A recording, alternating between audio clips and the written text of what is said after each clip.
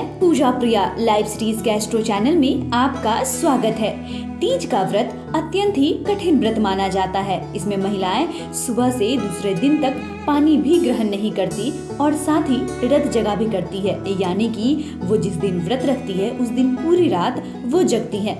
व्रत रखने वाली महिलाएं बहुत सारी सावधानियां भी बरतती हैं। कुछ महिलाएं इस दिन बिल्कुल भी पानी ग्रहण नहीं करती हैं। साथ ही इस व्रत में सुबह स्नान के बाद भगवान शिव और माता पार्वती की पूजा का अधिक महत्व है। पूरे दिन भजन गाया जाता है।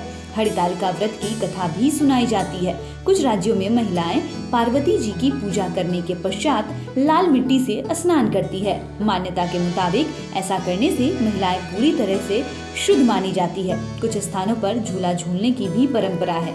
यह व्रत महिलाओं के विवाह से भी जुड़ा होता है, इसलिए इसे अत्यंत शिद्दत के साथ किया जाता है। लेकिन इस दिन जो गलतियां हो जाती है उसकी सजा आपको अगले जन्म में भोगनी पड़ती है। इसलिए इस व्रत में महिलाओं को बेहद सावधानी रखनी चाहिए।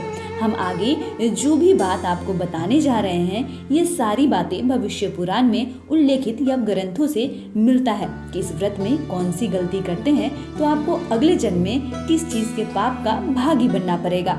इस दिन व्रत रखने वाली महिलाएं और युवतियों को पूरी रात जगना होता है, साथ ही पूजा करनी होती है। यदि कोई महिला व्रत के दौरान सो जाती है तो वह अगले जन्म में राक्षस के रूप में जन्म लेती है। तीज व्रत निर्जला व्रत होता है। इस दिन व्रत के दौरान कोई महिलाएं या युवतियां फल खा लेती हैं तो उसे अगले जन्म में वानर का जन्म मिलता है, ऐसी मान्यता है। हालांकि इस दिन कुछ खाने पीने का प्रतिबंध माना गया है। फिर भी कोई महिलाएं यदि व्रत के चलते शक्कर का सेवन कर लेती हैं तो वह अगले जन्म में मक्खी के रूप में जन्म लेती है, और लड्डू या किसी मिष्ठान का सेवन करती है तो उनका अगला जन्म चींटी के रूप में होता है। इस व्रत के दौरान 24 घंटे जल की एक बूंद भी नहीं पी जाती। फिर भी कोई युवती या सुहागिन महिलाएं जल पी ले तो वह अगले जन्म में मछली के रूप में जन्म लेती हैं। जो महिलाएं या युवतियां इस दिन व्रत नहीं रखती उसे अगले जन्म में मछली के रूप में जीवन व्यतीत करना पड़ता है। इसके अलावा शेरनी भी यदि इस दिन मांस मछली का सेवन कर लेती है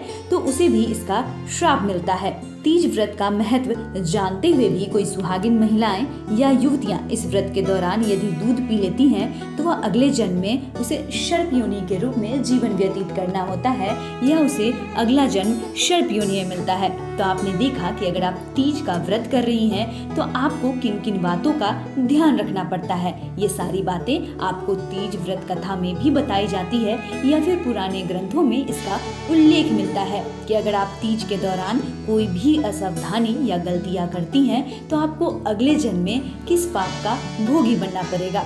आपको ये वीडियो कैसा लगा और आपके लिए वीडियो कितना लाभकारी रहा हमें जरूर बताएं। साथ ही अभी तक अगर आपने हमारे चैनल को सब्सक्राइब नहीं किया है तो जल्दी से सब्सक्राइब कर लें। अगर आप ये वीडियो फेसबुक के माध्यम से देख रहे हैं तो हमारे पेज को लाइक करें। धन्यवाद।